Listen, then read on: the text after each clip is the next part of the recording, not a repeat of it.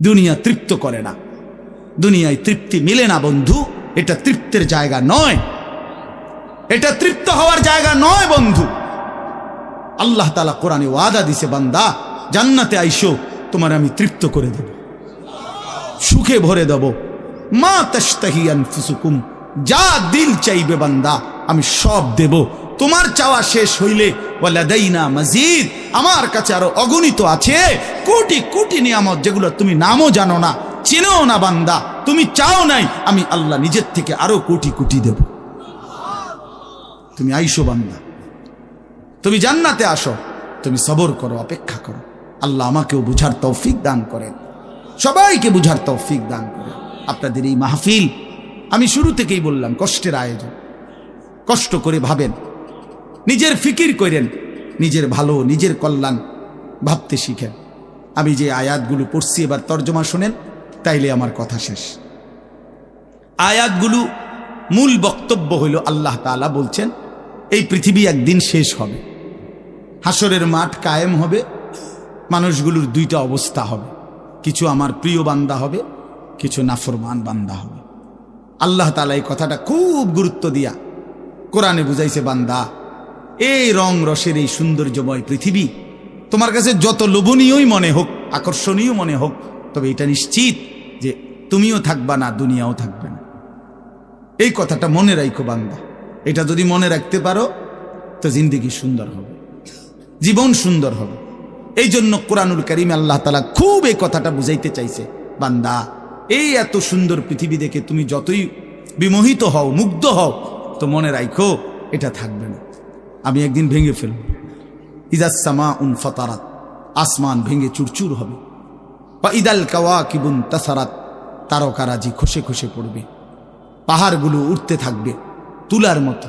ও তাকুনুল জিবালু কাল ইহনিল মানফুস, অবুসাতিল জিবালু বাসসা, পাহাড়গুলো তুলার মতো উঠতে থাকবে, সাগর নদীর পানিগুলো টকবক করে উথরাইতে থাকবে। মা তার কোলের বাচ্চাকে ছুঁড়ে ফেলে দিবে, গর্ভবতী নারীর বাচ্চা নিজে নিজে বের হয়ে যাবে, সব মানুষ পাগলের মতো মাতালের মতো হয়ে যাবে। ইসরাফিল ফু দিবে, জমিনের মধ্যে ভূমিকম্প শুরু হবে, বিকট শব্দে আওয়াজ হবে। আল কারিআতু মাল কারিআ।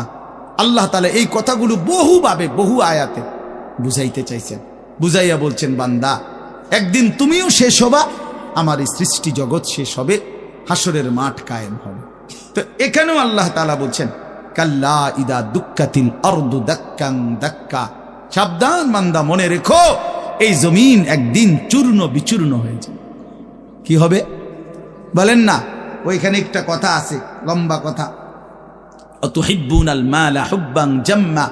আল্লাহ তাআলা বলেন, বান্দা দুনিয়ার মাল আর সম্পদের ভালোবাসাটাকেই তোমরা খুব গভীরভাবে দিলের মধ্যে বসায় লাইলা। তবে মনে রাখো, দুনিয়াকে তুমি যত ভালোবাসো, যত মজবুত করো, যত বিল্ডিং, যত ফাইলিং, যত মজবুতই হোক না কেন, এটাই মনে রাখো আমি আল্লাহ এই জমিন, এই সৃষ্টি একদিন ভেঙ্গে চুরে তছনছ করে ফেলব, চূর্ণ বিচূর্ণ হয়ে যাবে। কাল্লা ইদা দুক্কাতিল আরদু দাক্কান দাক্কা। এরপরে হাসরের মাঠ কায়েম হবে। তো হাসরের মাঠের দৃশ্যটা আল্লাহ তুলে ধরছে যে হাসরের মাঠ কায়েম হবে, মানুষগুলো সব দাঁড়ানো থাকবে, আদম থেকে ইসরাফিলের ফু পর্যন্ত। এই দাঁড়ানো অবস্থায় আল্লাহ তাআলা বলতেছেন, ওয়াজা রাব্বুক, আল্লাহ তাআলা মহান আল্লাহ পাক, তিনি তার শান অনুপাতে হাসরের ময়দানে উপস্থিত হবেন। ওয়াল মালাকু সাফফান সাফফা, কোটি কোটি ফেরেশতা সারিবদ্ধভাবে লাইন ধরে দাঁড়াবে, চারদিকে কোটি কোটি ফেরেশতা, মহান আল্লাহ পাক উপস্থিত, আর মানুষগুলো সব দাঁড়ানো। এই কল্পনা করে হাসরের মাঠ। এবার কি হবে? আল্লাহ বলেন, ওয়াজিআ ইয়াউমাইদিন বিজাহান্নাম। এই অবস্থায় ফেরেশতারা জাহান্নামকে ৭০,০০০ আগুনের শেকল দিয়ে টেনে হাসরের ময়দানে উপস্থিত করবে। মানুষগুলো সচক্ষে জাহান্নামকে দেখবে। জাহান্নাম একটা বিকট তার আগুনের গর্জন, তীব্র আগুনের যখন একটা গর্জন উঠবে, আল্লাহর কসম নবী বলছে, পুরা হাসরবাসী তখন চিৎকার দিয়া বলবে, ইয়া রব্বি নাফসি নাফসি, আয় মাওলা আমাকে বাঁচান, আমাকে বাঁচান। এই প্রথম হাসরবাসী কথা বলবে, তাফসিরে আছে, হাদিসে। মানে প্রথম চুপচাপ দাঁড়ায় থাকবে, কিন্তু জাহান্নামকে যখন দেখবে, জাহান্নামের চিৎকার যখন শুনবে, তখন পুরা হাসরের ময়দানে চিৎকার উঠবে, ইয়া রব্বি নাফসি নাফসি, আল্লাহ আমাকে বাঁচা। নবী সাল্লাল্লাহু আলাইহি ওয়াসাল্লাম বলেন, আল্লাহ তাআলা ফেরেশতারা যেন দেখাই দিবে ইব্রাহিম আলাইহিস সালামকে, ওই যে আপনার ছেলে ইসমাঈল, তার ব্যাপারে কিছু বলবেন। ইব্রাহিম আলাইহিস সালাম বলবেন, ইয়া রব্বি নাফসি নাফসি, এই মাওলা আমাকে বাঁচান, আমাকে। ওর বিষয়টাও দেখো। ইয়াকুব আলাইহিস সালাম, ওনার ছেলে ইউসুফ আলাইহিস সালাম, এটা সেই ছেলে 40টা বছর দুনিয়াতে যার জন্য উনি কাঁদছিলেন। ফেরেশতারা বলবো, ওই যে ইউসুফকে দেখা যায়, তার ব্যাপারে কিছু বলবেন। ইয়াকুব আলাইহিস সালাম বলবেন, ইয়া রব্বি নাফসি নাফসি, এই মাওলা আমারে বাঁচান, আমার। ওটাও বুঝো। অজি আয়াউমা ইদিন বিজাহান্নাম, জাহান্নামকে হাসরের ময়দানে আনা হবে। বন্ধু, বিষয়টারে তুমি আমি খামখেয়ালি মনে করো না বাপ। হাদিসের মধ্যে আছে, হযরত ইরবাজ ইবনে সারিয়া, রাসূলুল্লাহ সাল্লাল্লাহু আলাইহি ওয়াসাল্লামের একজন সাহাবী, ইরবাজ ওনার নাম। উনি বর্ণনা করছেন যে একদিন রাসূলুল্লাহ সাল্লাল্লাহু আলাইহি সাল্লাম আমাদের মাঝে ওয়াজ করলেন। ওয়াজানা রাসূলুল্লাহ সাল্লাল্লাহু আলাইহি ওয়াসাল্লাম। দুই একজন স্বেচ্ছাসেবক ভাই কাজ করে খেদমত করো, যে বলো যে বসতে। তো আল্লাহ রাসূল সাল্লাল্লাহু আলাইহি সাল্লাম তিনি বলেন যে আমাদেরকে ওয়াজ করলেন। এই ওয়াজ, এই শব্দটা কোরআনের শব্দ, রাসূলুল্লাহ সাল্লাল্লাহু আলাইহি সাল্লামের জন্য ব্যবহৃত শব্দ। ওয়াজ ওয়াজ এটাই সুন্দর। প্রোগ্রাম, এই আজকেও একজন আমারে একটু হুজুর এখন কোথায় প্রোগ্রাম? না, কোথাও না। হয়তো আপনি এখন কোথাও কোরআনে ওয়াজ যাবেন না? আমি হ্যাঁ যাবো, ওয়াজে তো আছে আব্দুল্লাহপুর দেবিদ্দার। মানে আমার তো এখন এটা ওয়াজ মাহফিল, এটা প্রোগ্রাম। প্রোগ্রাম কি? আবার প্রোগ্রাম আর ওয়াজ সমার্থবোধক শব্দ নয়।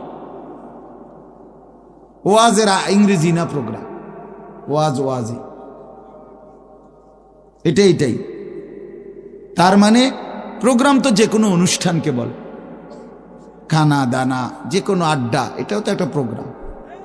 কিন্তু রাসূলুল্লাহ সাল্লাল্লাহু আলাইহি সাল্লামের সাহাবীরা ব্যবহার করছেন যে নবীজি আমাদের মাঝে ওয়াজ করলেন। আপনার কাছে এটা পুরান পুরান মনে হইল, এটা হাদিসের শব্দ। ইয়াইজুকুম লাআল্লাকুম তাযাক্কারুন, এই যে কোরআন শরীফ আছে, আল্লাহ বলেন আমি ওয়াজ করতেছি তোমাদেরকে যেন তোমরা আমি আল্লাহর ওয়াজ থেকে উপদেশ গ্রহণ করতে পারো। ইয়াইজুকুম, যে কোনো আলেমকে জিজ্ঞাসা করেন, ইন্নাল্লাহা ইয়া'মুরু বিল আদলি ওয়াল ইহসান ওয়া ইতাই যিল কুরবা ওয়া ইয়ানহা আনিল ফাহশাই ওয়াল মুনকারি ওয়াল বাগি ইয়াইজুকুম লাআল্লাকুম তাযাক্কারুন। এজন্য ওয়াজ, এই শব্দটা কোরআনের শব্দ, এটা রাসূলুল্লাহ সাল্লাল্লাহু আলাইহি সাল্লামের শব্দ। তাহলে এর চাইতে দামি হয়ে গেল প্রোগ্রাম? কথা বলেন না। যাই হোক, তো বলতেছিলাম আল্লাহ নবী সাল্লাল্লাহু আলাইহি ওয়াসাল্লাম তিনি বললেন, ওয়াজ করলেন, সাহাবী বলতেছেন। তো এতে আমাদের অবস্থা কি হলো, শ্রোতাদের হালাত কি হলো? নবী সাল্লাল্লাহু আলাইহি সাল্লামের সাহাবী বলেন, শ্রোতাদের অবস্থা হলো দুইটা, জারাফাত মিনহাল উয়ুন ওয়া ওয়াজিলাত মিনহাল কুলুব। নবীজির ওয়াজের পরে আমাদের হালাত হলো এই যে আমাদের চোখ দিয়ে অঝরে পানি ঝরতে লাগলো, আমাদের দিল আল্লাহর ভয়ে কাঁপতে লাগলো। এই সরাসরি হাদিস। তাহলে ওয়াজের মাকসাদ বুঝলেন কিনা, যে কি হওয়া উচিত ছিল? চোখে পানি ঝরছে আর দিল আল্লাহর ভয়ে কাঁপতেছে। কোরআন শরীফে আছে, সরাসরি কোরআন শরীফে, وَإِذَا سَمِعُوا مَا أُنزِلَ إِلَى الرَّسُولِ تَرَى أَعْيُنَهُمْ تَفِيضُ مِنَ الدَّمْعِ مِمَّا عَرَفُوا مِنَ الْحَقِّ। আল্লাহ বলেন, রাসূল আপনার সাহাবীদের হালাত দেখেন। আমি আল্লাহর কোরআন যখন আপনার উপরে নাজিল করা হয় আর আপনি যখন সাহাবীদের সামনে এই কোরআন তেলাওয়াত করেন, তারা আয়ুনাহুম, ওই দেখেন ভাই, ওই দেখেন, দেখছেন কি পরিমাণ অপদার্থ এটা? এরকম করলে কেন ভাই তুমি? আরে তুমি মিয়া জ্যাকেটওয়ালা, তুমি আবার পিছে চাও কেন? তুমি চেনো না আমারে, কোনোদিন দেখো নাই? আমি 1 মিনিটের জন্য ছেড়ে দিতে রাজি না। আমি নওজোয়ানের পরিবর্তন চাই। এই এক ফিকির নিয়া জিন্দিগির আমার মেহনত, প্রতিটা নওজোয়ানের বদলানো চাই। এই জন্য সোজা কেউ না বলুক, তারা আমি বলবো, আমি নিয়ত করছি যে একদিন পারি একদিন বলবো। যেদিন বলতে পারবো না, নাই। পৃথিবী থেকে কোনোদিন যদি নাই তো নাই, কিন্তু ছেড়ে দেব না আমি ইনশাআল্লাহ। লক্ষ লক্ষ মুসলমানের কিশোর তরুণ যুবক একরকম এটা ভাবছে, এরা ছেলেরা যে এদের কোনো অভিভাবক নাই, আপন মা বলার সাহস পায় না, আপন বাবা বলার সাহস পায় না, এলাকার কেউ কিছু বলার সাহস পায় না। তোমরা ছেলেরা মিয়া যা মন চায় তাই করতেছো নিজের খেয়াল খুশি মতো। আরে ভাইয়া, এভাবে নিয়ন্ত্রণহীন, অভিভাবকহীন, কারো তত্ত্বাবধানবিহীন জীবন জন্তু জানোয়ারের জীবন বেটা। আমি বললাম বেটা, যার মাথার উপরে কোনো ছায়া নাই, যার কোনো অভিভাবক নাই, যারে আগলাইয়া রাখে না কেউ, যারে শুধরাইয়া দেয় না কেউ, আল্লাহর কসম ওই জীবন জানোয়ারের জীবন বেটা, জন্তু জানোয়ারের জীবন। তোমার মনে যা চাই তাই করবা, এটাকে আল্লাহ কোরআনে বলছে এই লোকটার পরিচয় হলো সে জানোয়ার, যার জীবনের কোনো নিয়ন্ত্রণ নেই। রাতের বাজে 3টা ঘুমায় না, সকাল বাজে 9টা ওঠে না। দেখিতা তো পাগল না ছাগল না, এটা পতনেরও টাইম নাই, উড়নেরও কি নাই। এটা কোনো জীবন হলো মনে না, এটা জানোয়ারের জীবন না।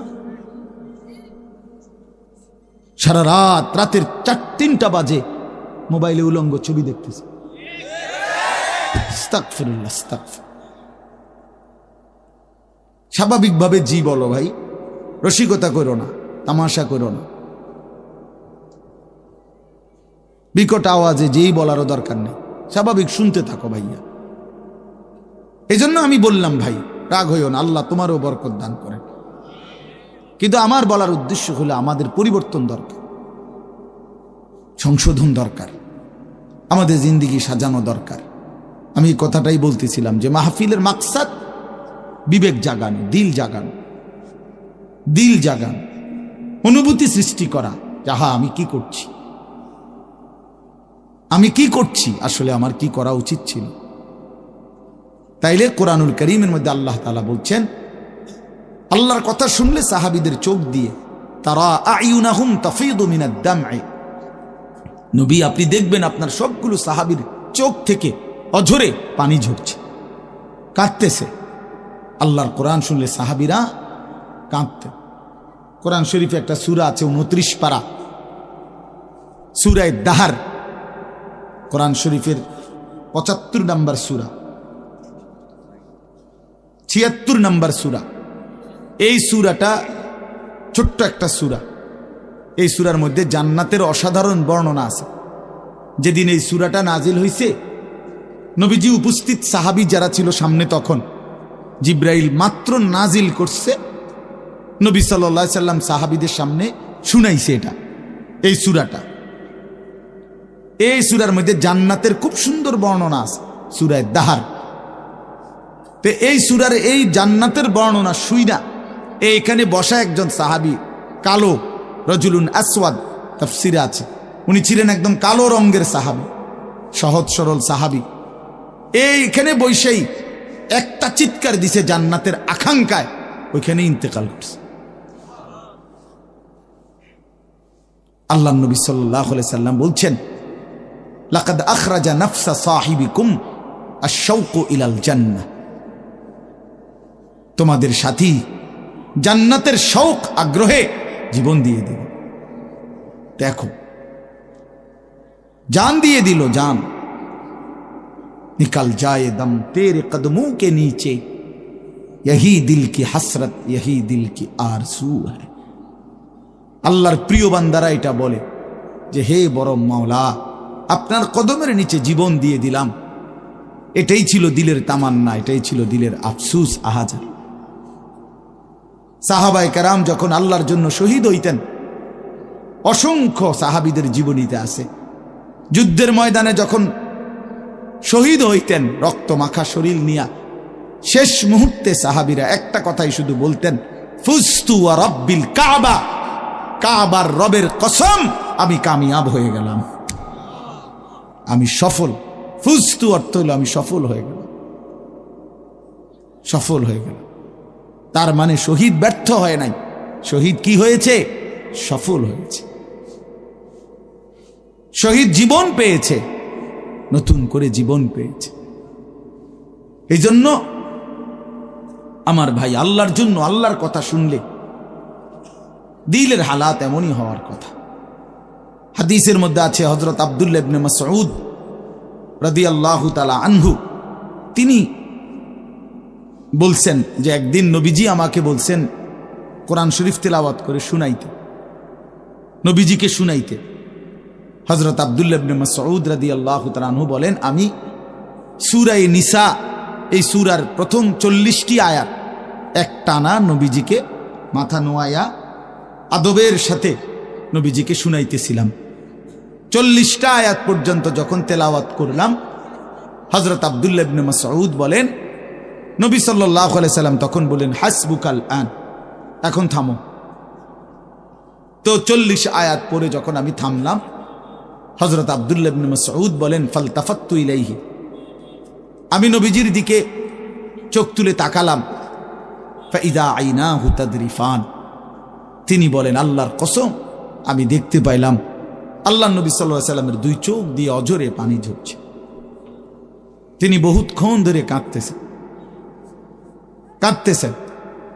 তাহলে এই ছিল রাসূলুল্লাহ সাল্লাল্লাহু আলাইহি সাল্লামের হালাত, এই ছিল সাহাবায়ে কেরামের হালাত। আল্লাহর কথা শুনলে নবী নিজেও কাঁদতেন, সাহাবায়ে কেরামও কি করতেন? কাঁদতেন। প্রিয় ভাই আমার, বন্ধু আমার, আমরা মুসলমান। আমি এই কথাটাই শুরু করছিলাম, গাফেল বঞ্চিত হয়, খামখেয়ালি মানুষ, খামখেয়ালি। আর কেন নামাজ পড়ি না, আর কি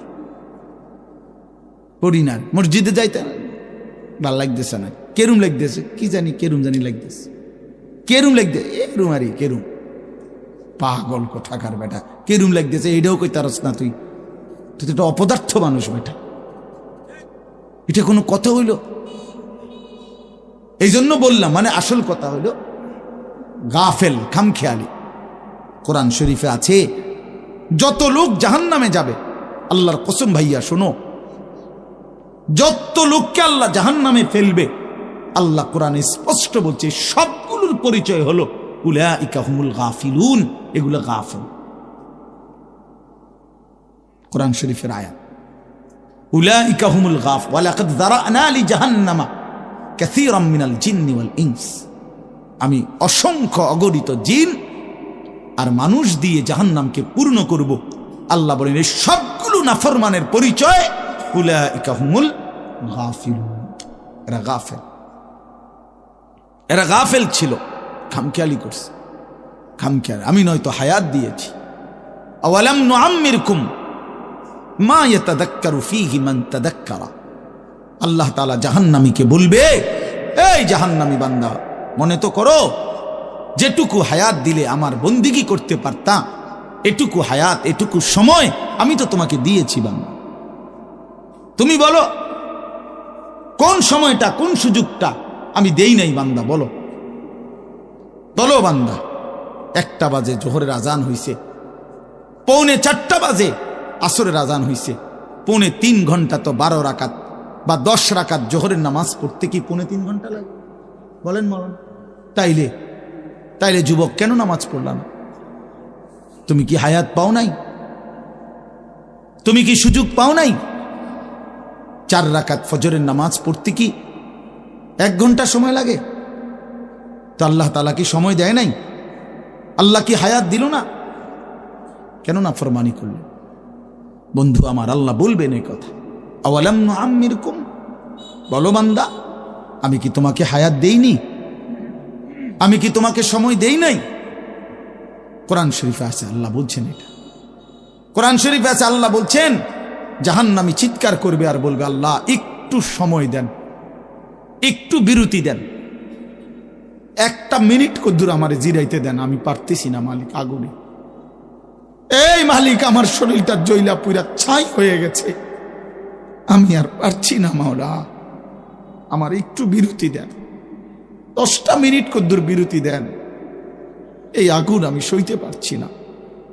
আল্লাহ তাআলা বলবেন লা ইউফাত্তারু আনহুম, না নাফরমান, 1 সেকেন্ডের বিরতি মিলবে না। অহুম ফীহি মুবলিসুন, আল্লাহ বলে জাহান্নামী চিরদিন অনন্তকাল মলিন চেহারা, বিমর্ষ চেহারা নিয়েই পড়ে থাকবে, কোনদিন তার মুখে হাসি ফুটবে না। আর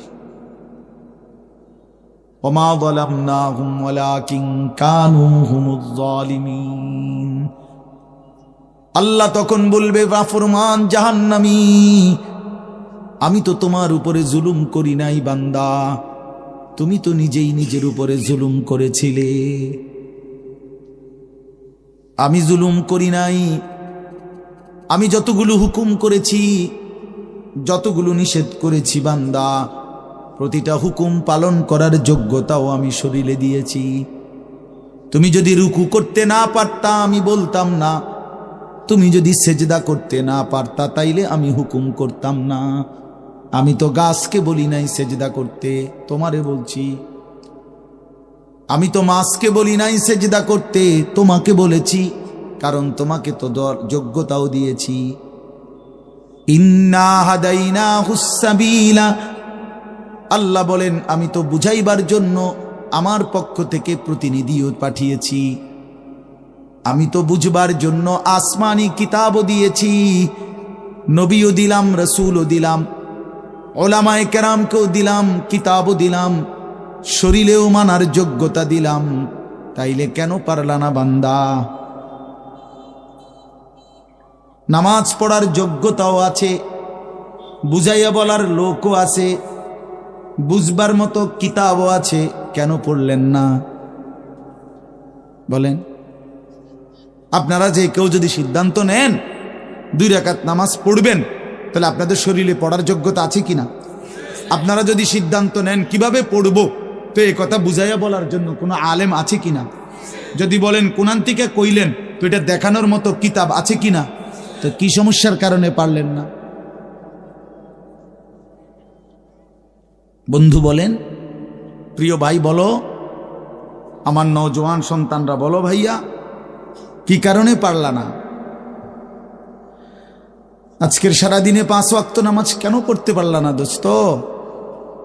কেন পড়তে পারলা না? হ্যাঁ, এই পৃথিবীতে কত বন্ধুর কত আবদার রক্ষা করলেন, পরম বন্ধু মহান আল্লাহ পাকের কোনো আবদার রক্ষা করলেন না। সামান্যটুকু উপকার যে করছে তারে কতবার থ্যাংক ইউ দিলেন। 24 ঘন্টা যিনি লালন পালন করছে তারে একবারও সেজদা দিলেন না। এই নাফরমান, তুই এত বড় গাদ্দার কেমনে হইলি বেটা? বেনামাজির চাইতে বড় গাদ্দার আর কে হইতে পারে? বেনামাজির চাইতে বেয়াদব, অসভ্য আর কি? বেনামাজি অসভ্য, অসভ্য বেনামাজি শয়তান। যার কপালে সেজদা নাই ওই শয়তান, শয়তান, শয়তান, ওইটা শয়তান। আমি বললাম, আল্লাহর কোরআন বলছে, ইবলিস তুই সেজদা দিলি না, আজকের থেকে তুই শয়তান। ইবলিস রে এর আগে শয়তান বলতো না, বলতো না, আজকের থেকে শয়তান, আজকের থেকে রাজিম, ফখরুজ ফা ইন্নাকা রাজিম। আল্লাহ বলছে বের হ বেঈমান, কেন সেজদা দিলি না?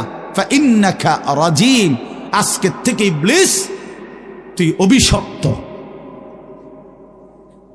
এজন্য বেনামাজি অভিশপ্ত, বেনামাজি শয়তান। ওয়া ইন্না আলাইকা লানাতা ইলা ইয়াউমিদ্দিন। আল্লাহ বলছে ইবলিস তুই আমারে সেজদা দিলি না, তো মনে রাখিস আজকের থেকে নিয়ে ইসরাফিলের ফু পর্যন্ত, কিয়ামত পর্যন্ত তোর উপরে আমি আল্লাহর লানত। এটাই তো তর্জমা নাকি? কিয়ামত পর্যন্ত তুই নাম বেঈমানের উপরে আমি আল্লাহর লানত। এই জন্য বেনামাজি মনে রাখো, এই যুবক তোমরা যারা নামাজ পড়ো না, তোর উপরে আল্লাহর লানত। আল্লাহর লানত, তোর খোদার গজব তোর উপরে, মনে রাখিস। বলে না আমি ভাত খাই, ভাত, হ্যাঁ ভাত জন্তু জানোয়ারও খায়। আমি তো ঘুম যাই, ঘুম কুত্তাও যায়, কুকুরও খায়, কুকুরও পেশাব পায়খানা করে, কুকুরেরও যৌন চাহিদা পূরণ হয়, এই জন্য কুকুরেরও বাচ্চা কাচ্চা হয়। এটা কোনো অবাক কিছু না। আপনি ভাত কতটি খান আর ঘুম যান আর পেশাব পায়খানা করেন আর লজ্জাস্থানের চাহিদা পূরণ করেন, এরই নাম যদি জীবন হতো, তাই জানোয়ারের সাথে তফাৎ কি বলেন না কেন? জন্তু জানোয়ারের সাথে আমাদের জিন্দেগির তফাৎ কোথায় ভাইয়া? কি ব্যস্ততায় পড়ে গেলেন এই বাবারা, বন্ধুরা আমার, কি ব্যস্ততায় মালিককে সেজদা দিতে পারলেন না। মা সালাকাকুম ফি সাকার ক্বালু লাম নাকু মিনাল মুসাল্লিন। আল্লাহর ফেরেশতা জাহান্নামীকে বলবে, হে জাহান্নামী বেঈমান, কে তোকে জাহান্নামে কেন নিয়ে আসলো? কেন আসলি জাহান্নামে? বন্ধু আমার শোনো বন্ধু, আল্লাহর কোরআনে আল্লাহ বলেন জাহান্নামী বলবে ক্বালু লাম নাকু মিনাল মুসাল্লিন, ফেরেশতা ভাইয়া কারণ আমি নামাজি ছিলাম না, এজন্য জাহান্নামী হলাম। ওয়াইলুন ইয়াওমাইদিল লিল মুকাদ্দিবিন ওয়া ইযা ক্বিলা লাহুমুর কাউ লা ইয়ারকাউন। বলে সমস্ত মিথ্যাবাদী নাফরমান পাপী, সেদিন মনে রেখো হাসরের ময়দানে তোমাদের জন্য জাহান্নাম। যদি বলেন কেন, আল্লাহ বলেন ওয়া ইযা ক্বিলা লাহুমুর কাউ লা ইয়ারকাউন, বারবার তাকে বলা হয়েছে নামাজের জন্য, রুকু করতে, সেজদা করতে, নাফরমান আমি আল্লাহকে সেজদা করে নাই, নামাজ পড়ে নাই, রুকু করে নাই, এজন্যে। এই সরাসরি কোরআনের আয়াতে আল্লাহ বলেন কাল্লা ইদা বালাগাতিত তারাকি ওয়া কিলা মান রাক ওয়া যান্না আন্নাহুল ফিরাক ওয়ালতাফাতিস সাকু বিস-সাক ইলা রাব্বিকা ইয়াওমাইদিনিল মাসাক ফালা সাদ্দাকা ওয়ালা সাল্লা। আল্লাহ বলেন, আল্লাহর নবীর জবানে নবীজিও বুঝাইছেন এই তাফসিরে।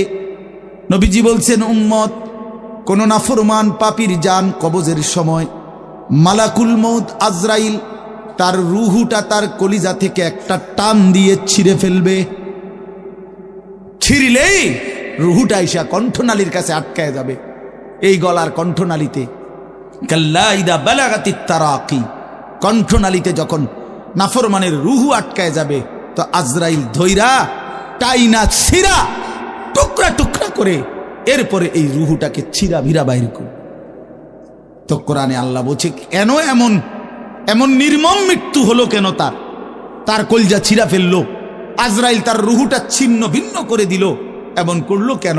আল্লাহ বলেন কারণ দুইটা, ফালা সাদ্দাকা ওয়ালা সাল্লা, এই নাফরমান আমি আল্লাহরে বিশ্বাস করে নাই এবং নামাজ আদায় করে নাই। কি আদায় করে নাই? ভাত খাও, হ্যাঁ ভাতে তো দুগা খাও নাকি তা? হ্যাঁ মোবাইল টিপো আর মানুষের বেডি দেখো, দেখো ভাইয়া দেখো। কুলু ওয়া তামাত্তাউ কালিলান ইন্নাকুম মুজরিমুন। আল্লাহ বলে নাফরমান অল্প সময়ের দুনিয়া খাও, ভোগ করো, শুধু মনে রেখো তুমি নাফরমান। এখন ভাত খাও, পরে ফিডা হইব। কবরের প্রথম ঘন্টায় আমি বুঝাই দেব আমি মালিক কেমন। কাল্লা সাউফা তা'লামুন আলহাকুমুত তাকাসুর হাত্তা যুরতুমুল মাকাবির কাল্লা সাউফা তা'লামুন। আল্লাহ বলে দুনিয়ায় ডুবে থাকতে থাকতে আমি আল্লাহকে আখিরাতকে ভুলতে ভুলতে দুনিয়া বাড়ানোর নেশা প্রতিযোগিতা বেঈমান তোরে গাফেল বানায় দিল। এরই মধ্যে একদিন তুই কবরে পৌঁছে গেলা, এই কবরে আসলেই তুমি বুঝতে পারবা আমার নাফরমানির শাস্তি কি। আল্লাহ রাসূল সাল্লাল্লাহু আলাইহি ওয়াসাল্লাম বলছেন কবর নাফরমানকে একটা চাপ দিবে, একটি চাপে ডান পাশের মাটি বাম দিকে, বাম দিকের মাটি ডান পাশে, এভাবে আইসা আটকায় যাবে। হাত্তা তাখতালিফা আদলাউহু। নবীজি বলেন ডান পাশের হাড্ডি পাঁজর ভাঙ্গা বাম পাশের গুলো ডান পাশে, এইভাবে আঙ্গুল যেভাবে ঢোকে এইভাবে হাড্ডি একটার ভিতরে ঢুকে যাবে। কি মনে করছো দোস্ত, আমার বন্ধু আমার, এটা নিশ্চিত আল্লাহর কথা মিথ্যা হয় না। ১৫০০ বছরে এ কোরআনের প্রতি অক্ষর নিয়া আপনজন দুশ্মন, ইমানদার নাফরমান বেঈমান, হিন্দু বৌদ্ধ ইহুদি খ্রিস্টান নাস্তিক মুরতাদ বুদ্ধিজীবী গবেষক পণ্ডিত দার্শনিক বিজ্ঞানী সবাই কাফের বেঈমানরাও যুগে যুগে এই কোরআনের প্রতিটা অক্ষর নিয়ে পরীক্ষা করছে, পর্যালোচনা করছে, বিশ্লেষণ করছে, কিন্তু একটি নোক্তা অক্ষর ভুল, মিথ্যা, অসত্য, অযৌক্তিক, অবাস্তব, অপ্রাসঙ্গিক আজকের এই মিনিটে প্রমাণ করতে পারে না। যদি সন্দিহান হইতো তত প্রমাণ হয়ে যাইতো যে এই সমস্ত তথ্য উপাত্তের আলোকে প্রমাণিত হলো কোরআনের এই আয়াতটি ভুল। সেটা কোনটা? এমন হইছে? কথা বলে না কেন? বলো জেনারেল শিক্ষিত ছেলেরা, তোমরা বলো ভাইয়া, পদার্থবিজ্ঞান জীববিজ্ঞানের কোন তথ্যের আলোকে কোরআনের কোন তথ্য ভুল? রসায়ন বিজ্ঞান উদ্ভিদ বিজ্ঞান সহ যাবতীয় বিজ্ঞানের কোন সূত্র মতে কোরআনের কোন শব্দ ভুল হয়েছে, কোন তথ্য ভুল হয়েছে? হয়েছে বাবা। তো তাইলে কবর ভুল হবে কেন? আখেরাত ভুল হবে কেন? জান্নাত ভুল হবে কেন? হাসরের মাঠ ভুল হবে কেন? ইসরাফিলের ফু মিথ্যা হবে কেন? এই পৃথিবী যে ধ্বংস হবে এই কথা মিথ্যা হবে কেন? মিথ্যা হবে কেন? যদি মিথ্যা হতোই তো আল্লাহ তাআলার দুনিয়াবি কথাগুলো তো ভুল হইতো, সেগুলো তো ভুল হয়নি। নবী সাল্লাল্লাহু আলাইহি সাল্লামের 1450 বছরে আমাদের নবী সাল্লাল্লাহু আলাইহি সাল্লামকে নিয়ে শুধু মুসলমানরাই গবেষণা করে নাকি? কাফের বেঈমান আমাদের চাইতে বেশি করে, আমাদের চাইতে বেশি গবেষণা করে নবীজিকে নিয়ে, কিন্তু আপনজন দুশ্মন সবার গবেষণায় মুহাম্মদ আরবি সাল্লাল্লাহু আলাইহি সাল্লাম তিনি সর্বশ্রেষ্ঠ। বন্ধু পরীক্ষা করলেও তিনি শ্রেষ্ঠ, দুশ্মন পরীক্ষা করলেও তিনি শ্রেষ্ঠ। বাহ! হ্যাঁ, তিনি সবার পরীক্ষায়। রাসূলুল্লাহ সাল্লাল্লাহু আলাইহি সাল্লামের প্রতিটা আচরণ, উচ্চারণ, চলাফেরা, কথাবার্তা, কাপড়, লেবাস, পোশাক, হাঁটা চলা, খানা, খাদ্য, পেশাব, পায়খানা, আহার, নিদ্রা, 24 ঘন্টার প্রতিটা নড়াচড়া পৃথিবীর সর্বোচ্চ শ্রেষ্ঠ মডেল, সবচেয়ে সুন্দর, সবচেয়ে সুন্দর। তিনি হাসলেও সুন্দর, তিনি কাঁদলেও সুন্দর, তিনি হাঁটলেও সুন্দর, তিনি বসলেও সুন্দর। এজন্য প্রিয় ভাই আমার, বন্ধু আমার, বেনামাজি হয়েও না বাপ। মাঝ বয়সী যারা, আপনাদেরকেও বলি, একটা চা দোকান নামাজ পড়তে দেয় না, একটা সিএনজি নামাজ পড়তে দেয় না, একটা অটো রিক্সা নামাজ পড়তে দেয় না, একটা বুটমুড়ির দোকান নামাজ পড়তে দেয় না, সামান্য কুদ্দুর ক্ষেতের ফসল নামাজ পড়তে দেয় না, 12,000, 14,000, 20,000 টাকার একটা চাকরি, এটা আপনাকে এক ওয়াক্ত নামাজ পড়তে দেয় না। হায় হায় বদনসিব! কয় টাকার বিনিময়ে আল্লাহকে ভুলে গেলেন? 20,000 টাকার বিনিময়ে। একটা দোকানে কয় হাজার টাকা বেতন হলো, এই 30,000, 40,000 টাকার বেচা কিনার বিনিময়ে আল্লাহকে ছেড়ে দিলেন। যুবক ভাই, তোমরা এই 12, 14, 20,000 টাকার একটা মোবাইলের কাছে আল্লাহকে ছেড়ে দিলা। মাত্র 20,000 টাকায় তুমি ইমানদার বিক্রি হয়ে গেলা। ছি ছি ছি! মোমেন তো এত কম দামে বেচা হয় না, এত অল্প দামে তো বেচা হইবার কথা না ভাই। মাত্র একটা 15-20,000 টাকা দামের মোবাইলের কাছে তো বিক্রি হয়ে গেল। নিজের ইমান, নিজের ইসলাম, নিজের আখিরাত, আল্লাহর সাথে সম্পর্ক, রাসূলের সাথে সম্পর্ক, ধর্মের সম্পর্ক, কোরআনের সম্পর্ক সব ছেড়ে দিলা, সব ভুলে গেলা। তুমি চেনো না আল্লাহ কি, রাসূল কি, আখিরাত কি। তুমি চিনছো শুধু মোবাইল, নারী, ছবি, নর্তকী, জিনা, ব্যভিচার, অসভ্য দৃশ্য, বন্ধুদের আড্ডা। না ভাই, এত কম দামে ইমানদার বিক্রি হয় না, মুমিন এত অল্প দামে বিক্রি হয় না। হ্যাঁ, 54 বছরের যেই জালেম স্বৈর শাসক বাপ ফুতে মিলে, সিরিয়ার ওই জালেম স্বৈর শাসক ফ্যাসিস্ট, যে 54 বছর ধরে হাজারো লক্ষ মুসলমানের রক্তে জমিন ভাসাইছিল, কারাগারের অন্ধকার প্রকোষ্ঠে আটকায় রাখছিল, মুসলমান ইমানদারের রক্তের আহাজারিতে আল্লাহর জমিন কাঁপতেছিল। ওই সিরিয়াতে এই যে কয়দিন, মাত্র 2 দিন হলো, 8ই ডিসেম্বর 24 বছরের জুলুমের শাসন থেকে পলাইয়া সিরিয়ার প্রেসিডেন্ট বাশার আল আসাদ ভাগছে, পলাইছে। শুনছেন আপনারা? পলাইছে। নতুন উইকেট পড়ছে যে, শুনছেন? এই যে 8ই ডিসেম্বর আরেকটা উইকেট পড়ছে। প্রথম উইকেট পড়ছে 5ই আগস্ট, দ্বিতীয় উইকেট পড়ছে 8ই ডিসেম্বর। 2024 উইকেট পড়ার বছর, 2024 উইকেট পড়ার বছর। এবছর বোলিং ভালো হয়েছে, এবছর উইকেট পড়তেছে। 2 উইকেট পড়ে গেছে, আগামী উইকেট নেতানিয়াহু ইনশাআল্লাহ। ইসরায়েলের এই কুত্তাও হেরে যাবে ইনশাআল্লাহ। ইসরায়েলের ওই বেঈমান নেতানিয়াহু অয় ভাগবে, অয় পালাবে ইনশাআল্লাহ, কোনো সন্দেহ নেই। ফিলিস্তিনের বিজয় হবে ইনশাআল্লাহ, ফিলিস্তিনের বিজয়। আর ওই যে 130 কোটির ধমক দেখায় যে বেটা, ওই মোদি, ওরাও হেরে যাবে ইনশাআল্লাহ, ওরাও হেরে যাবে। ওখান থেকে আলুর ধমক দে, আলু, পেঁয়াজ। বেটা মন্ডা কয় 8টা গিয়ে কন্যাই কথা কস বেটা, পেঁয়াজের ধমক দেশ বেটা। হ্যাঁ, পেঁয়াজ, আমগো পেঁয়াজ বন্ধ করে দিবে, আমরা আলু বন্ধ করে দিবে। হইতে ইন্ডিয়া থেকে আমগো আলু বন্ধ, পেঁয়াজ বন্ধ। পেঁয়াজ তার আব্বার। হ্যাঁ, পেঁয়াজ কি মোদির আব্বার? বলো যুবক, তার বাপের পেঁয়াজ বেটা। তো তাইলে তুই বন্ধ করবি কি বেটা? তোদের পেঁয়াজ বন্ধ করবি কেন? তোদেরকে পেঁয়াজ, রসুন, আদা, চাল, ডাল, ভাত, মাছ খাওয়াই যিনি, 24 ঘন্টা তোদেরকে বাঁচায় রাখছে যিনি, তিনি তো আমার আল্লাহ বেটা, আমার আল্লাহ, আমার আল্লাহ। ওই বেঈমান, তোর কি বেঈমান? তুই তো মূর্তি ছাড়া তোর কিচ্ছু নাই বেটা। ওই মালিক তো আমার মালিক, আমি ওই মালিকের সেজদা করি। আমার মালিক তোকে খাওয়ায় বেটা, আল্লাহ রিজিক দেয় ওদেরকে। ওরা আম করে ধমক দেয়, ওরা আমাদেরকে ধমক দেয়। যত ধমকই দাও, মনে রাখো যুবক, তোমাদের কাছেও বলি, এই ইসলাম আমাদের কাছে আমানত। আমরা সাফ কথা, 110 কোটি 130 কোটি বেঈমান আমরা ভয় পাই না। আমরা কোনো সংখ্যা গণি না, ওদেরকে আমরা গণা তো ধরি না। আমাদের একজন, আমাদের শুধু একজন, আগেও একজন, এখনো একজন, আগামী দিনও একজন, তিনি আল্লাহ। বলো ভাই কে? আর তিনি আকবার, তিনি সবচেয়ে বড়, সবচেয়ে বড়, তিনি বড়, একজনই বড় আমাদের, আল্লাহু আকবার।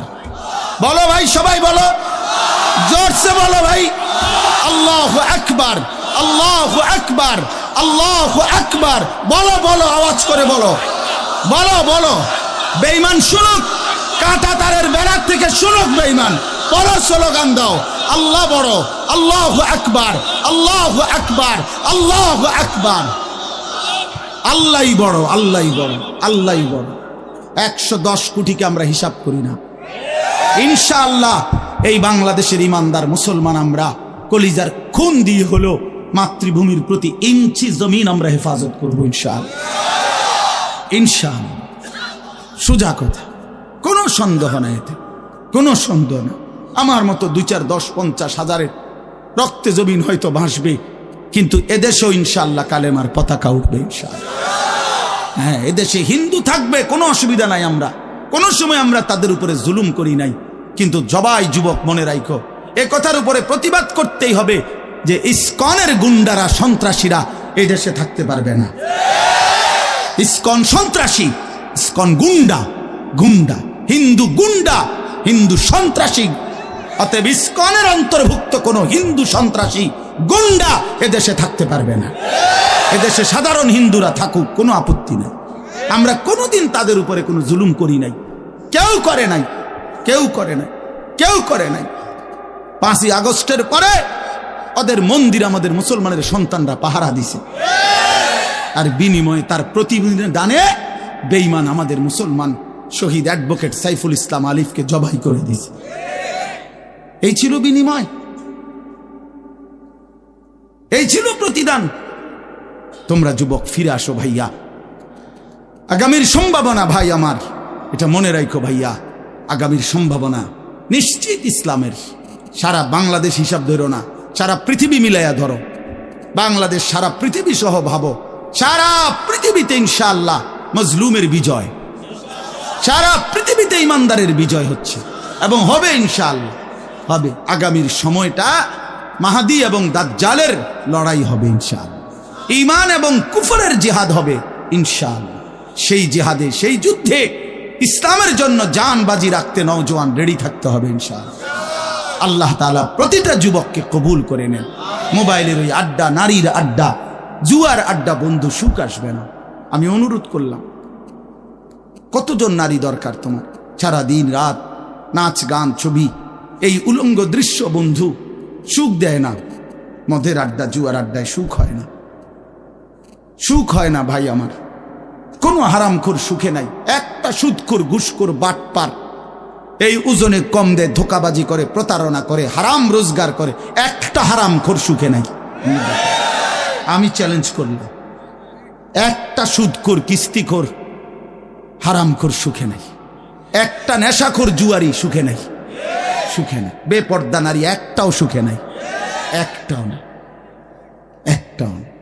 রূপ যৌবনের ফেরিওয়ালা, রাস্তায় ফেরি করে যারা, নিজের যৌবনের, নিজের রূপের এই অসৎ নারী কোনোদিনও সুখ পায় না। সুখ, সুখ, সুখ, শান্তি, তৃপ্তি, দিলের স্বস্তি, অন্তরের প্রশান্তি আল্লাহর কসম আল্লাহকে মানার মধ্যে, সেজদার মধ্যে। হাদিসে আছে আল্লাহ তাআলা বলছে, বান্দা তুমি যদি আমার বন্দেগীর জন্য সময় দাও, আমি ওয়াদা দিলাম, মালাতু সাদরাকা গিনান, আমি তোমার অন্তর ধনী বানিয়ে দেব, দিল খুশ করে দেব। হ্যাঁ হ্যাঁ, প্রয়োজনে থাইকো কুড়ে ঘরে, চাটাইয়ের মধ্যে থাইকো, তারপরও আমি আল্লাহ দিল খুশ করে দেব। এই জন্য গুনার মধ্যে তৃপ্তি নাই, আল্লাহর নাফরমানির মধ্যে তৃপ্তি নাই।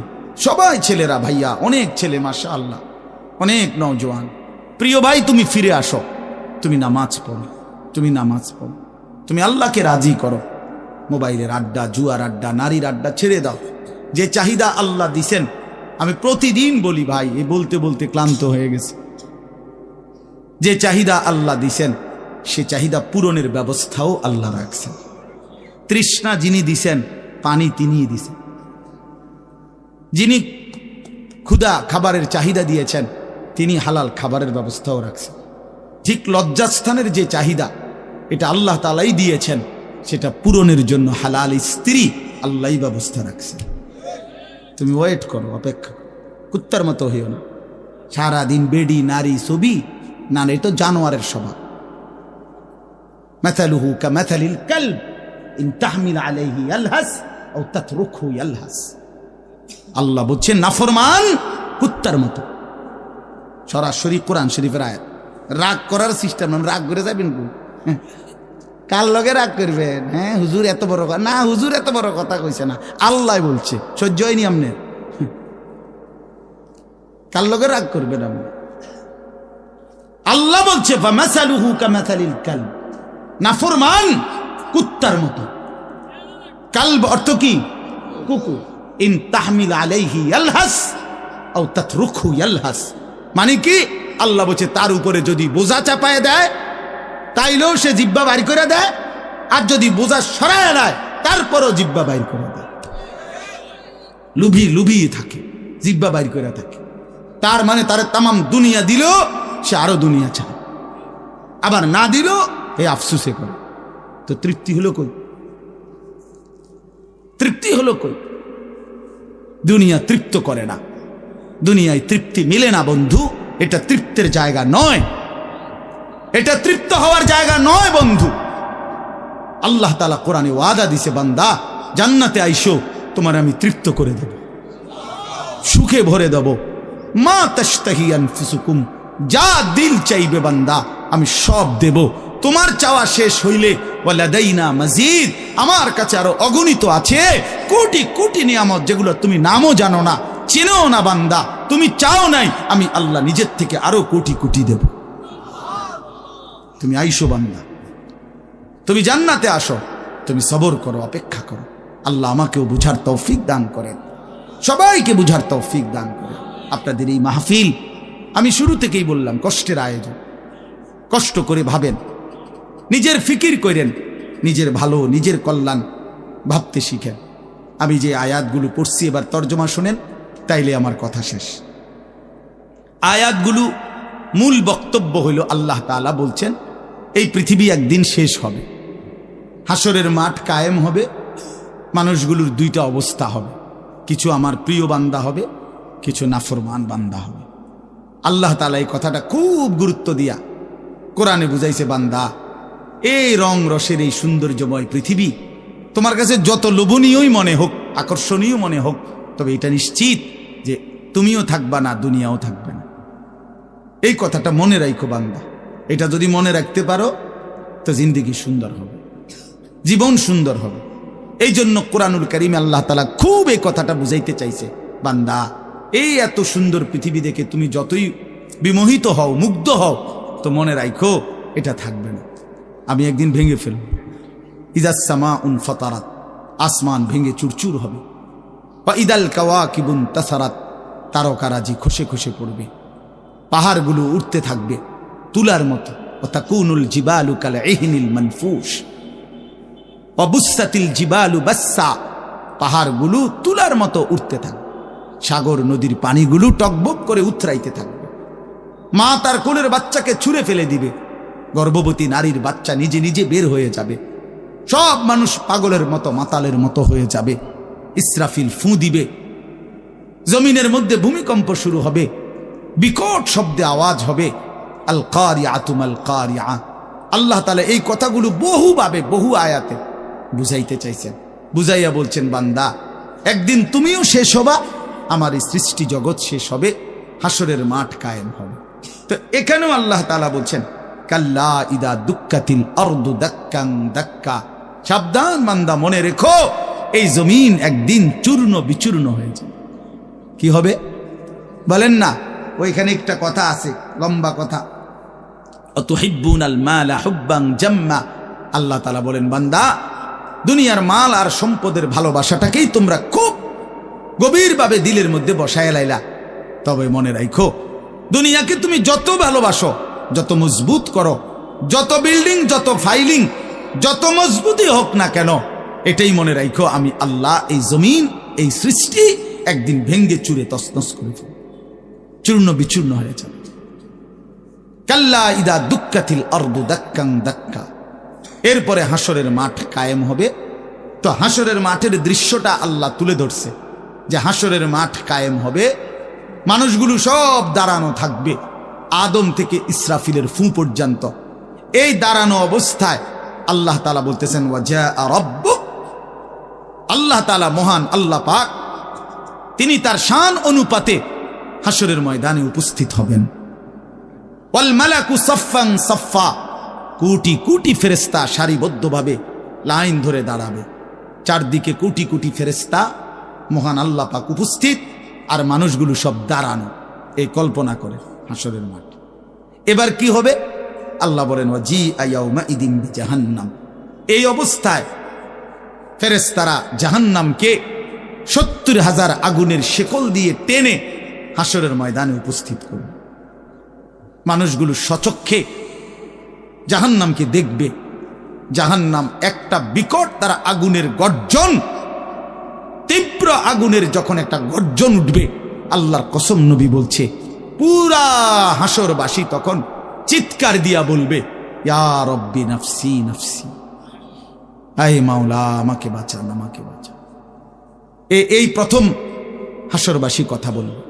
তাফসিরে আছে, হাদিসে, মানে প্রথম চুপচাপ দাঁড়ায় থাকবে, কিন্তু জাহান্নামকে যখন দেখবে, জাহান্নামের চিৎকার যখন শুনবে, তখন পুরা হাসরের ময়দানে চিৎকার উঠবে, ইয়া রব্বি নাফসি নাফসি, আল্লাহ আমাকে বাঁচান। নবী সাল্লাল্লাহু আলাইহি ওয়াসাল্লাম বলেন, আল্লাহ তাআলা ফেরেশতারা যেন দেখায় দিবে ইব্রাহিম আলাইহিস সালামকে, ওই যে আপনার ছেলে ইসমাঈল, তার ব্যাপারে কিছু বলবেন। ইব্রাহিম আলাইহিস সালাম বলবেন, ইয়া রব্বি নাফসি নাফসি, এই মাওলা আমাকে বাঁচান, আমাকে। ওর বিষয়টাও দেখো। ইয়াকুব আলাইহিস সালাম, ওনার ছেলে ইউসুফ আলাইহিস সালাম, এটা সেই ছেলে 40টা বছর দুনিয়াতে যার জন্য উনি কাঁদছিলেন। ফেরেশতারা বলবো ওই যে ইউসুফকে দেখা যায় তার ব্যাপারে কিছু বলবেন? ইয়াকুব আলাইহিস সালাম বলবেন, ইয়া রব্বি নাফসি নাফসি, এই মাওলা আমারে বাঁচান, আমার ওটাও বুঝো। অজি আয়াউমা ইদিন বি জাহান্নাম, জাহান্নামকে হাসরের ময়দানে আনা হবে বন্ধু। বিষয়টারে তুমি আমি খামখেয়ালি মনে করো না বাপ, এতগুলো কোরআনের আয়াত মিথ্যা হইতে পারে না। ১৬ লক্ষ নবী রাসূল, আদম থেকে নবী সাল্লাল্লাহু আলাইহি সাল্লাম সমস্ত আম্বিয়া কেরাম চিল্লায়া উম্মতের দুয়ারে দুয়ারে গিয়ে আখিরাতের কথা বলছে, কবরের হাসরে। এগুলো ভুল হবে কেন, মিথ্যা হবে কেন ভাইয়া? প্রতিদিন যে মানুষগুলো কবরে যায়, তুমি কি দেখো না ভাই, এই মানুষের মৃত্যু, লাশ, কবর তোমারে কিছুই মনে করায় না? জলজ্জান্ত যে মানুষটা তোমার আমার চোখের সামনে হাঁটতো, চলতো, ফিরতো, খাইতো, ঘুমাইতো, দোকান করতো, বাজার করতো, কত কথা বলতো, আজ এত মানুষ জানাজায় উপস্থিত, কতজন কত কথা বলতেছে, কিন্তু খাটিয়ার ওই লাশ, সে তো আর কথা বলে না,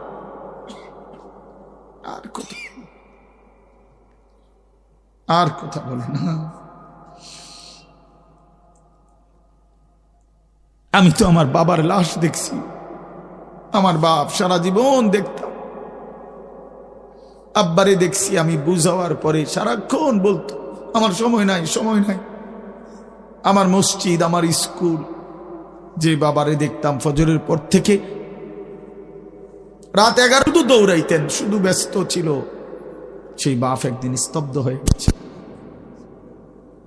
মৃত্যু বাবাকে একদিন থামায় দিছে বন্ধু। আমার মামির জানাজা পড়ছি আমি 2-3 দিন আগে, আমার জ্যাঠার জানাজা পড়ছি আমি কয়দিন আগে। আমার চোখে দেখা সেই জ্যাঠা, আমার মামা, আমার মামি, ওরা আজকে কোথায় চলে গেল? তুমি কি কোনো লাশ দেখো নাই? কেমনে এত লম্বা সময় নামাজ না পড়া থাকে ভাইয়া? 365 দিনে, খোদার একটা বছরে। এই যুবক, আমি যদি তোর জন্য কাঁদতে পারতাম, 1 বছর কোনো দিন যুবক, কোনো দিন ফজরের নামাজ পড়লা না, হায় হায় মুসলমানের বাচ্চা, এত বড় বেঈমান কেমনে হইলা, কেমনে হইলা ভাইয়া? এ কেমন জিন্দিগি ভাই? কোনো দিন নামাজ পড়বা না? একজন মুসলমান 30 বছর মিথ্যা বলে? হোসেন ভাই, একজন মুসলমান 30 বছর সুদ খায়? ওফো, এটা কেমন ভাইয়া? ইনসাফের সাথে বলেন, ইনসাফের সাথে বলেন। হা ওয়াজিআ ইয়াওমাইদিন বিজাহান্নাম ইয়াওমাইদিন ইয়াতাযাক্কারুল ইনসানু ওয়া আন্না লাহুদ যিকরা। রব্বুল আলামিন বলেন, নাফরমান জাহান্নামের দিকে তাকিয়ে তার পুরা জিন্দেগীর সব কথা মনে পড়বে। ওয়া আন্না লাহুদ যিকরা, কিন্তু আল্লাহ বলেন, বান্দা মনে পড়ে বলো না, কি লাভ হবে? বুঝে তো আসবে বান্দা, মনে তো পড়বে সব, কিন্তু লাভ কি হবে বলো? কি লাভ হবে? ইয়াকুলু ইয়া লাইতানি কদ্দামতু লিহায়াতি, নাফরমান তখন বলবে, হায় আফসুস, ইয়া লাইতানি, হায় আমার আফসুস, মন্দ কপাল, আমি যদি দুনিয়ার হায়াতে থাকতে আজকের এই আখিরাতের জন্য কিছু পাঠাইতাম। সময় তো ছিল, সুযোগ তো ছিল, হায়াত তো আমার মাওলা দিছিল, রাত দিন তো দিয়েছিল, সুস্থতাও দিয়েছে, জীবন দিয়েছে, যৌবন দিয়েছে, আল্লাহ তো আমারে সব দিছিল, আমি কি করলাম? ইয়া লাইতানি লাম উশরিক বিরাব্বি আহাদা, আল্লাহ বলে, নাফরমান বলবে, হায় আফসুস, যদি আল্লাহর সাথে শরীক না করতাম। ইয়া লাইতানি কুনতু তুরাবা, নাফরমান বলবে, হায় আফসুস, আজ যদি মাটি হয়ে যেতাম, আজ যদি মাটি হয়ে যেতাম। ইয়া লাইতানি ইত্তাখাযতু মা'আর রাসূল সাবিলা, নাফরমান বলবে, হায় আফসুস, যদি রাসূলের পথ ধরতাম। ইয়া লাইতানি লাম আত্তাখিজ ফুলানান খলিলা। হায় আফসুস যদি অসৎ লোককে বন্ধু না বানাইতাম, চরিত্রহীনকে যদি বন্ধু না বানাইতাম, আজকে তো আমিও বেঁচে যেতাম। ইয়া লাইতানি কুনতু মাআহুম ফাফুজা ফাওজান আযীমা। হায় আফসুস যদি নেককারদের সঙ্গী হতাম, তাহলে তো আজকে আমিও সফল হতাম। চলেন বন্ধু, শেষ কথা, ফায়াউমা ইদিল্লা ইউআযযিবু আযাবাহু আহাদ ওয়ালা ইউথিকু ওয়াথাকাহু আহাদ। আল্লাহ বলে, বান্দা সেদিন আমি আল্লাহর পক্ষ থেকে তুমি নাফরমানকে যেই আযাব দেওয়া হবে, বান্দা বিশ্বাস করো এমন আযাব তোমারে আর কেউ কোনোদিন দেয় নাই। এমন ফিডা তুমি আর খাও নাই, এমন বেইজ্জতি আর কোনোদিন হও নাই বান্দা। এমন শাস্তি আমি আল্লাহর পক্ষ থেকে দেওয়া হবে। ওয়ালা ইউসিকু ওয়াথাকাহু আহাদ। আল্লাহ বলে, নাফরমান আমার ফেরেশতা তোরে যেই বাঁধাটা বাঁধবে, এমন শক্ত বাঁধা বান্দা তোরে আর কেউ কোনোদিন বাঁধে নাই। আল্লাহ আমাকেই মাফ করে দেন। ইয়া আইয়াতুহান নাফসুল মুতমাইন্নাহ। বিপরীত দিকে এবার আল্লাহ তাআলা ইমানদার নেককার বান্দাকে ডাক দিবে। মানে ওই যে এনেটা ফিডাফিডি চলতে আছে, নাফরমানরে টাঙ্গাইয়া ফিরতে আছে, বানতে আছে, একটা মায়ের চলতে আছে, এই কারণে আবার আমার নেককার বান্দা নিয়ে আবার ঘাবড়ায়া যায়। আমার আব্বারে দেখতাম, এত রাগী মানুষ ছিল। আমগো বড় কোনো ভাইরে যদি আব্বা লাঠি নিত ফিডার লেগা, আমার মনে আছে ছোটবেলায় আমি দেখকেই কাইন্দে দিতাম, চিৎকার দিতাম। আব্বা কইতো, না না তোর তো আব্বা কিছু কই না আব্বা। তা আল্লাহ তাআলা বলেন, আমার ইমানদার বান্দা নিয়ে এবার ঘাবড়ায়া যায়। তা আল্লাহ নিজেই ডাক দিবেন, ইয়া আইয়াতুহান নাফসুল মুতমাইন্না। হে আমার প্রিয় আত্মা, পবিত্র আত্মা, প্রশান্ত আত্মা, আমার ইমানদার বান্দা, ইরজিই ইলা রাব্বিক, কোনো ঘাবড়ায়ো না, তুমি তোমার মাওলা আমি রবের কাছে আসো। রাদিয়াতাম মারদিয়া, আমিও তোমার উপরে রাজি, খুশি, তুমিও আমার উপরে খুশি। কোনো টেনশন করো না, ঘাবড়াইও না। ওইরে ফিডা চলবো, তুমি মারতো না, তুমি টেনশন করো না। ফাদখুলি ফি ইবাদি ওয়াদখুলি জান্নাতি। আল্লাহ বলবে, আমার নেককার বান্দা, প্রিয় বান্দা, তোমার আমার আরো নেককার বান্দা এখানে আছে, ওদের সাথে গিয়া মিশো, একসাথে আমার জান্নাতে ঢোকো। আমার জান্নাত। এই শেষ কথাটা বলি, প্রিয় ভাই হযরত মাওলানা মুফতি ইয়াসিন আহমদ ফারুকি মাওলানা সাহেব অসুস্থ বললেন, শুনছি আমি। আল্লাহ তাআলা পুরাপুরি শিফায়ে কামেলা আজেলা দান করে। আমি নিজে কোমরের ব্যথা আছে, 2 দিন প্রচন্ড ব্যথা, এরপরও আল্লাহর দয়ায় আসার সুযোগ হয়েছে। তো বলতেছিলাম ভাইয়া, এই শেষ কথাটা হইল, এখানে একটা কথা আছে, ওয়াদখুলি জান্নাতি। এই জান্নাতি, আল্লাহ বলবে বান্দা আমার জান্নাতে ঢোকো। তো তাফসীরের মধ্যে লিখছে, ইমানদার বান্দা, নেককার বান্দা, তার সারা জিন্দেগির কষ্ট মেহনতের বিনিময়ে, আমলের বিনিময়ে হাসরের ময়দানে আল্লাহ যখন বলবে আমার জান্নাতে ঢোকো, আল্লাহর কসম ইমানদার বান্দা খুশিতে আনন্দে আত্মহারা হয়ে যাবে যে মালিক আমারে মালিকের জান্নাতে ঢুকতে দিছে। কালকে আমি এক জায়গায় মাহফিলে যাইতেছিলাম, তা আমার একজন ঘনিষ্ঠ বন্ধু, কোম্পানিগঞ্জ বাজারের ব্যবসায়ী নুরুল আলম ভাই, ওরে আমি ফোন দিলাম, দোস্ত আপনি কই? কয় আমি তো যাওয়ার জন্য রেডি হয়েছি। আমি বলছি, না না, আপনি আমার গাড়িতে যাবেন, আপনি আমার গাড়িতে যাবেন। তো এই কথা বলাতে সে খুশিতে আনন্দে, আর বলেন কি হুজুর আমার আপনার গাড়িতে নেবেন? আমি, হ্যাঁ আমার গাড়িতে আপনি যাই। এ কথা বলাতেই খুশি হয়ে গেছে সে। তো রব্বুল আলামিন যখন বলবে বান্দা তুমি জান্নাতি, আমার জান্নাতে ঢোকো, বান্দা বলবে মালিক আমি সব পাইয়া লাইছি, আমি সব পাইয়া লাইছি। এই জন্য ইনশাআল্লাহ কেউ না উঠি, ছেলেরা ভাইয়া তোমরা উঠো না বাপ, দয়া করে সবাই মেহেরবানি করে আমাদের প্রিয় ভাই হযরত মাওলানা মুফতি ইয়াসিন আহমদ ফারুকি দামাত বারাকাতুহুমুল আলিয়া, তার জবান থেকে নসিহত শুনে দোয়া করে এরপরে আমরা যাওয়ার চেষ্টা করো। আল্লাহ তাআলা সবাইকে ভালো করেন। প্রত্যেকেই নামাজের ফিকির করি, 5 ওয়াক্ত নামাজ পড়লে ইনশাআল্লাহ জিন্দেগি সুন্দর হবে। মোবাইলের আসক্ত যুবক ছেড়ে দাও, নারীর আসক্তি ছেড়ে দাও, যেটুকু প্রয়োজন মোবাইল ওটুকু প্রয়োজনীয় হালাল কাজে ব্যবহার করো, কোনো মানা নাই বন্ধু, কিন্তু হারামের কাজে গুনাহের কাজে জিন্দেগিটা নষ্ট করো না বন্ধু। দুনিয়াও আফসোস হবে, আখিরাতও আফসোস হবে। আল্লাহ তাআলা আমাদের প্রতিটা সন্তানকে কবুল করেন। প্রিয় ভাই, তোমরা বসো ভাইয়া, যে কতক্ষণই শুনো বসো না ভাই। এই নওজোয়ান ভাই বসো, চাই আর এসে এমনি ব্যাটকায় মানে কারে কয় বুঝেও না।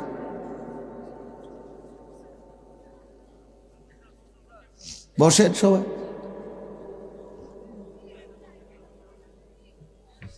আল্লাহর কথা বসে শুনতে হয়, আল্লাহর কথা জুতা খুলে শুনতে হয়, আল্লাহর কথা আদবের সাথে শুনতে হয়, আল্লাহর কথা সর্বোচ্চ মনোযোগ দিয়ে শুনতে হয়, তাইলে জিন্দেগি বদলায়। কোনো গাফেল আল্লাহর কোরআন থেকে লাভবান হইতে পারে না। গাফেল বঞ্চিত হয়, মানে যে খামখেয়ালি। এজন্য প্রিয় ভাই, এটা জরুরি বিষয়। একজনও বুট খাইও না, বুটও খাইবা আল্লাহর কথাও শুনবা, ফায়দা হবে না ভাই। বাদামও খাইবা আল্লাহর কথাও শুনবা, কোনো ফায়দা হবে না, নিজের ভিতরে কোনো অনুভূতি জাগবে না। প্রতিটা ওয়াজের মাকসাদ কিন্তু দিল জাগানো, দিল জাগানো, নিজের ভেতরটাকে, ঘুমন্ত বিবেকটাকে জাগিয়ে তোলা। এটাই মূল একটা মাকসাদ, অন্যতম মাকসাদ। প্রতিটা আয়োজনের পিছনে অনেক কষ্ট আছে। এই মাহফিল, এই প্যান্ডেল, এই স্টেজ, পোস্টার,